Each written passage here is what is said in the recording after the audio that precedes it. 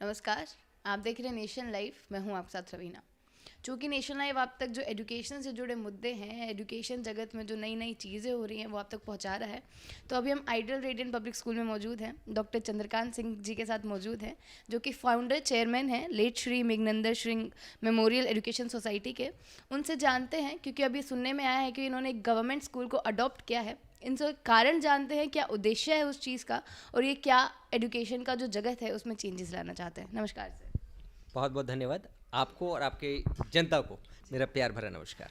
जी, तो सबसे पहले इसी से शुरुआत करना चाहेंगे कि जो आपने गवर्नमेंट स्कूल को अडॉप्ट किया है, उद्देश्य क्या है उस चीज़ का? जैसे कि आपने हमारा परिचय दिया, late Shri Meghnandan Singh memorial educational society ये लगभग 21 वर्षों से दिल्ली में शिक्षा और चिकित्सा के विभिन्न क्षेत्रों में समाज के उत्थान के लिए हम लोग बड़े सतत प्रयास कर रहे हैं।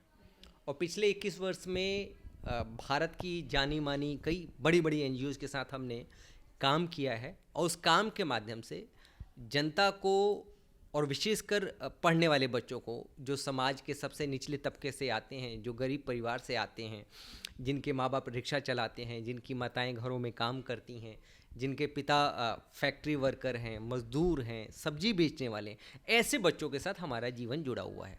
हमने नवज्योति इंडिया फाउंडेशन के साथ काम कर रहे हैं, जिसकी संस्थापक डॉक्टर किरण बेदी जी हैं, भारत की प्रथम महिला पुलिस ऑफिसर, आईपीएस ऑफिसर, जो बहुत सारे युवाओं के प्रेरणा के स्रोत हैं।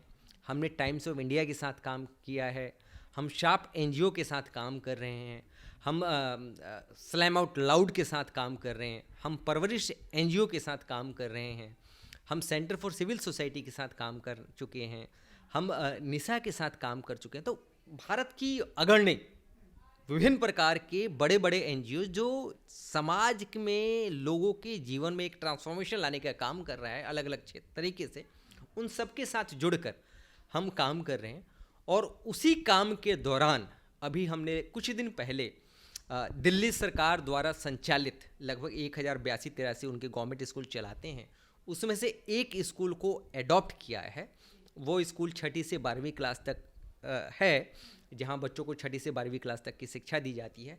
तो वहाँ हमने 6ठी से 9वीं क्लास तक 1035 बच्चे हैं, उन बच्चों को डिजिटल लिटरेसी का कोर्स फ्री ऑफ कॉस्ट कराने का बीड़ा हमने उठाया है। और ये लगभग नवंबर में 13-14 नवंबर को हमने स्टार्ट किया है। और इसके पीछे जो हमारा उद्देश्य है कि हम उन गवर्नमेंट स्कूल के बच्चों को अपना लैब इस्टेब्लिश वहाँ कर कि आज की डेट में अगर जीवन में किसी को सफल होना है तो उनको डिजिटल लिटरेट होना नितांत आवश्यक है, क्योंकि जीवन के 90% काम आज डिजिटली हो रहा है। चाहे वो टिकट बुकिंग हो, मोबाइल के बिना किसी का काम चलता ही नहीं है। तो उन सब चीज़ों में बच्चों को बेसिक नॉलेज बढ़िया से आ जाए, तो इसी सपने को साकार करने के लिए हमने इस स्कूल को एडॉप्ट किया है। अभी इन बच्चों का जो हमारा पास आंकड़ा है वो 1035 बच्चों का है। अगले फाइनेंशियल ईयर में ये हमारा आंकड़ा 10,000 बच्चों के जीवन को छूने का है। जी सर, जी। तो यहाँ पे एक सवाल आ जाता है सर कि दिल्ली सरकार का वो स्कूल है, गवर्नमेंट स्कूल है, और डिजिटल लिटरेसी अगर हम देखें तो ये पास्ट जो 2 साल निकले हैं कोविड के, उसमें कुछ ज़्यादा ही एक राइज पे है, बूम पे है टेक्नोलॉजी। तो क्या जो हमारी दिल्ली सरकार है वो इतनी सक्षम नहीं है कि वो अपने बच्चों को प्रोवाइड कर सके डिजिटल लिटरेसी, या जो ये सारे एनजीओ ऑर्गेनाइजेशन है उनको बीच में आना पड़ रहा है ये सारी चीज़ें प्रोवाइड करने के लिए? जी, मैं एक आरटीआई एक्टिविस्ट भी हूँ, आपको मालूम होगा।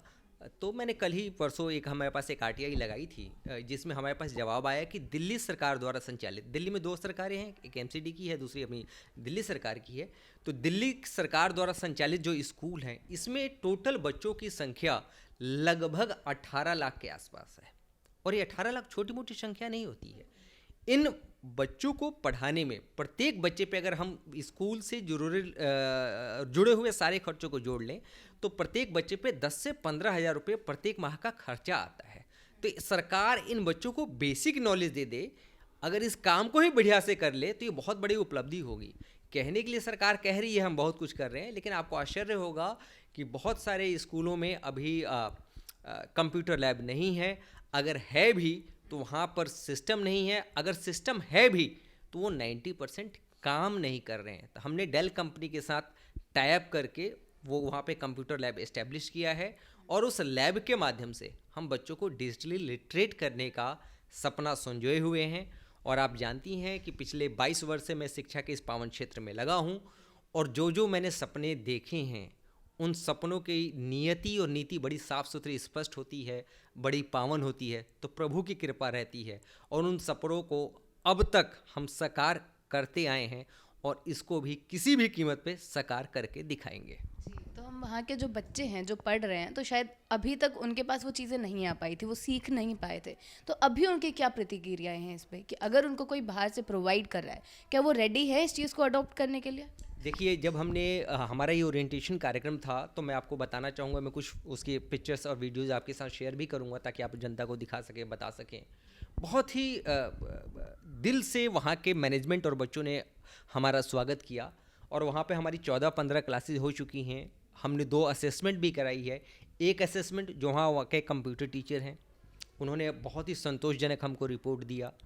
फिर हमारा खुद का एक हमारे डॉक्टर गौरव कपूर हैं जो कोलैबोरेशन डायरेक्टर और टीचिंग से रिलेटेड सारी जो मॉडर्न टेक्नोलॉजीज़ पेडोलॉजीज़ जो डेवलप होती रहती है उस पर अध्ययन करके ट्रेनिंग लगातार देते रहते हैं, उनके द्वारा कल वो असेसमेंट कराया गया है। तो बच्चे बहुत खुश, जिस स्कूल में वो कराया जा रहा है वहाँ के मैनेजमेंट खुश और हमारे टीचर बहुत ही एक्साइटेड है। शुक्रिया आपका। और इस चीज़ पे ये मैं पूछना चाहूँगी कि क्योंकि हम एजुकेशन पे बात कर रहे हैं, कुछ ना कुछ डेली की जो चीज़ें जो होती रहती है शिक्षा जगत में, कुछ ना कुछ अपडेट्स होते रहते हैं। अभी हाल फिलहाल में रोहिणी का जो डीपीएस है, एक खबर सामने आई है कि उनकी मान्यता रद्द कर दी गई है, उस पर आपकी क्या प्रतिक्रिया? देखिए, इसमें प्रतिक्रिया देने वाली की ऐसी कोई बात नहीं है। हमें सुनने में आया कि उसकी मान्यता इसलिए रद्द की गई है क्योंकि वो उसने शायद फीस बढ़ाया है ना। फीस क्यों बढ़ाया है? जो सामान्य जनता है वो एक बात को सुनकर अपनी प्रतिक्रिया देने लगती है कि फ़ीस बढ़ा दिया। हम 2-3 बातें दिल्ली के अभिभावकों से पूछना चाहेंगे। क्या वह डीपीएस स्कूल का मैनेजमेंट किसी बच्चे को ज़बरदस्ती उनके घर से उठा के ले जाता कि आओ आप हमारे स्कूल में पढ़ो? ऐसा तो नहीं करता। दूसरा, हम एक और उदाहरण देना चाहेंगे। एक चाय जो है, चाय की प्याली एक ठेले पर भी बेचा जाता है, एक 5 स्टार होटल में भी मिलता है। ठेले पर उस चाय की प्याली की कीमत मात्र 10 रुपया होता है। 5 स्टार होटल में उसी चाय की प्याली की कीमत 700, 800, 900 रुपये तक रहती है। न 5 स्टार होटल वाला ज़बरदस्ती करता है कि आप आके हमारे पास चाय पिएं, न तो वो ठेली वाला ज़बरदस्ती करता है। इंसान अपनी सहूलियत, अपनी हैसियत, अपने पैसे के मुताबिक जहाँ उसको पसंद आता है वहाँ जाके वो बैठता है। हर दोनों की अपनी अपनी खूबसूरती है, अपनी अपनी खामियां हैं, अपनी अपनी ताकत है। दिल्ली सरकार ने पिछले 8 वर्षों में दिल्ली के सरकारी स्कूलों को, मैं डीपीएस नहीं कहूँगा, इंटरनेशनल लेवल के डीपीएस के बराबर स्कूल बना दिया है, जहाँ पर फ्री में व्यवस्था की गई है। ये पेरेंट्स क्यों जाते हैं डीपीएस के पास? वो सरकारी व्यवस्था का लाभ क्यों नहीं उठाते? सरकार हमारी है ना, हमारे टैक्स के पैसों से सरकार चल रही है ना, तो सरकार पे हमारी जवाबदेही है, हमारी जिम्मेवारी है, हमारा अधिकार है। हम सरकार के ऊपर तो प्रश्न चिन्ह उठाते नहीं हैं। और वो जो प्राइवेट संस्था है जहां आपके ऊपर पाबंदी नहीं है, आप स्वेच्छा से चाहें तो वहां जा सकते हैं, तो जहां आपको स्वेच्छा से जाना है वहां आप 100 प्रकार के प्रश्न चिन्ह उठाते हैं। जहां आपका अधिकार है ना, शिक्षा का अधिकार प्राप्त है, सरकारी स्कूलों में तो विशेष रूप से प्राप्त है, आपके और हमारे टैक्स के पैसे से चल रहा है, हम उसके मालिक हुए ना, क्योंकि वहाँ पे खर्चा कैसे निकल रहा है? हमारे पॉकेट से निकले हुए पैसे से। हम वहाँ जाके पूछ नहीं रहे हैं, वहाँ जो व्यवस्था है उसका हम लाभ नहीं ले रहे, और जहाँ स्वेच्छा से जाना है वहाँ हम 100 प्रकार के प्रश्न चिन्ह खड़ा कर रहे हैं। तो ये कहीं ना कहीं नाजायज़ है। इसके लिए मैं जनता से हाथ जोड़ के निवेदन करूँगा, वो एक बार इस मुद्दे पर जरूर सोचे। अगर कोई भी पब्लिक स्कूल वाला नाइंसाफ़ी करता है, ज्यादती करता है, आप उसके पास उसका बहिष्कार कर दें, आप उसके पास जाना बंद कर दें, वो ऑटोमेटिक ठीक हो जाएगा। ये तो लेकिन डिमांड इसी और पे सप्लाई का नियम। लेकिन इसी पे ये सवाल उठता है सर कि जनता की भी यही मांग होती है कि बेशक उन्होंने उनको नहीं बुलाया है, लेकिन अगर जनता उनके पास जाना चाह रही है, अगर उस जनता को उनकी फैसिलिटीज़ अच्छी लग रही हैं, उसका मतलब ये कतई नहीं है कि वो उनको एक्सप्लॉइट करेंगे या उनके जो राइट्स है उनको वो करेंगे। अगर आप ये होटल और चाय की ठेले वाला भी रखते हैं, अगर हम होटल में जाते हैं 700 रुपये की चाय मिल रही है, वो हमें पहले से पता है, लेकिन अगर वो बिल में और ज़्यादा कुछ बढ़ा कर दे देते हैं और फिर आप कहें कि तो आप अपनी मर्जी से गए थे, तो वो तो गलत हो जाता है ना। देखिए, आपने बहुत अच्छा प्रश्न उठाया और इसलिए हम आपका इतना सम्मान भी करते हैं। बहुत ही आप सुलझी हुई पत्रिका हैं, जर्नलिस्ट हैं आप, और बात को बड़ी गहराई से समझती हैं और बड़ी खूबसूरती से पूछती भी हैं। जो भी लोग इस डीपीएस के मुद्दे पे अपनी प्रतिक्रिया दे रहे हैं, मेरा उनसे कहना है कि क्या उसमें से किसी भी व्यक्ति ने, महिला ने, पत्रकार ने या हमारे नेता बंधु ने या शिक्षा विभाग के अधिकारी ने उनसे जाके पूछा कि आपने फीस बढ़ाई है तो क्यों बढ़ाई है, आपके पास क्या क्या फैसिलिटीज़ है, और जो आपने फीस बढ़ाया है उसके लिए पर्याप्त कारण है कि नहीं कारण है। आप चीज़ों को समझ लें और समझने के बाद अगर लगे कि उन्होंने ज्यादती की है तो निश्चित रूप से जो आपने कदम उठाया है उसका हम स्वागत करते हैं, उसकी रिकॉग्निशन, मान्यता रद्द होनी चाहिए। लेकिन बिना चीज़ों को जांचे परखे हुए केवल हवा में बातें सुनकर कोई भी स्टेटमेंट दे देना या किसी प्रकार का निर्णय पास कर देना कहाँ तक उचित होगा। हाँ, उचित नहीं है, लेकिन बात ये आती है कि शायद एक स्कूल की रिस्पॉन्सिबिलिटी भी बनती है, वो शायद पब्लिक स्कूल हो या गवर्नमेंट स्कूल हो, कि वो सामने आके अपनी बात पेरेंट्स के सामने रखे।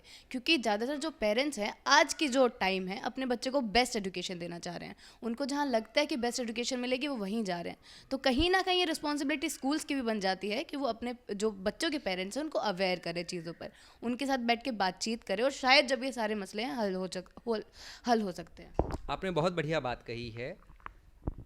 जिम्मेवारी तो निश्चित रूप से स्कूल मैनेजमेंट की है ही, और शिक्षा के पावन क्षेत्र में लगे हुए हैं, तो जिम्मेवारी केवल स्कूल मैनेजमेंट की है, हर एक व्यक्ति की है।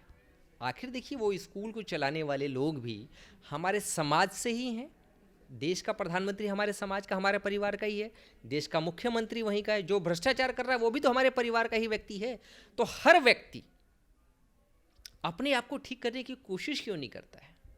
क्या जो व्यक्ति प्रश्न उठा रहा है उसका जीवन पाक साफ है? क्या वह अपने दायित्व का निर्वाह बिना किसी खामी के कर रहा है? अगर वो बिना किसी खामी के अपने दायित्व का निर्वाह बढ़िया से कर रहा है तो वो दूसरे पर प्रश्न चिन्ह उठा सकता है। क्योंकि हम ये कहते हैं डीपीएस वाले हो या भ्रष्ट नेता हो, ये किसी दूसरे लोग से नहीं आए हैं, ये हमारे ही आपके बीच के लोग हैं। तो जब हम अपने भाई को, बहन को, बेटी को, चाचा को, ताऊ को जब भ्रष्टाचार, व्यभिचार, गलत काम करने से नहीं रोक पाते तो हम दूसरों से क्या अपेक्षा करें? तो हमारा यही कहना है, हर व्यक्ति, देखिए हमारे स्कूल का टैगलाइन क्या है? समझदार और जिम्मेवार व्यक्तित्व का निर्माण करना। समझदार, हम जो भी काम करें वो अपनी समझ के अनुसार करें और जो कर्तव्य करें उसकी जिम्मेवारी लें। इसी आधार पर अगर ब्रह्मांड का प्रत्येक मानव समझदारी और जिम्मेवारी के साथ काम करने लग जाए तो मैं एक शिक्षक होने के नाते आपको एक स्टैम्प पेपर पर लिखित दे सकता हूं कि संसार का प्रत्येक व्यक्ति देवता होगा। देवता मतलब जिसके जीवन में किसी प्रकार का कोई खामी नहीं होगा। धरती, यही धरती स्वर्ग होगी, और जीवन का, समाज का हर संप्रदाय है ना सफल होगा। हिंदू मुसलमान में आपस में किसी प्रकार का कलेश नहीं होगा। लेकिन कब नहीं होगा? जब इस ब्रह्मांड का प्रत्येक मानव समझदार और जिम्मेवार होगा। तो मैं आपसे एक अंतिम सवाल लेना चाहूँगी, आपकी सोसाइटी पर वापस आ जाते हैं, क्योंकि एक इतना अच्छा कदम आपने उठाया है बच्चों को एक अडॉप्ट करने का, उनको एक आगे की जो हमारी एजुकेशन है जो मूव फॉरवर्ड करे उसमें लेके जाने का। आगे के फ्यूचर प्लान्स क्या रहेंगे सर? आगे का क्या सोचा है, उद्देश्य क्या है, और आगे जो साल आने वाले हैं, क्योंकि टेक्नोलॉजी बहुत ज़्यादा बढ़ रही है, कैसे हम सारे जो स्कूल्स हैं, सारे जो बच्चे हैं, उनको एक साथ लेकर चल सकते हैं? बहुत बढ़िया प्रश्न पूछा आपने। देखिए, इस प्रकृति में, इस व्यवस्था में बिना प्रयोजन के, बिना उद्देश्य के कुछ भी होता नहीं है।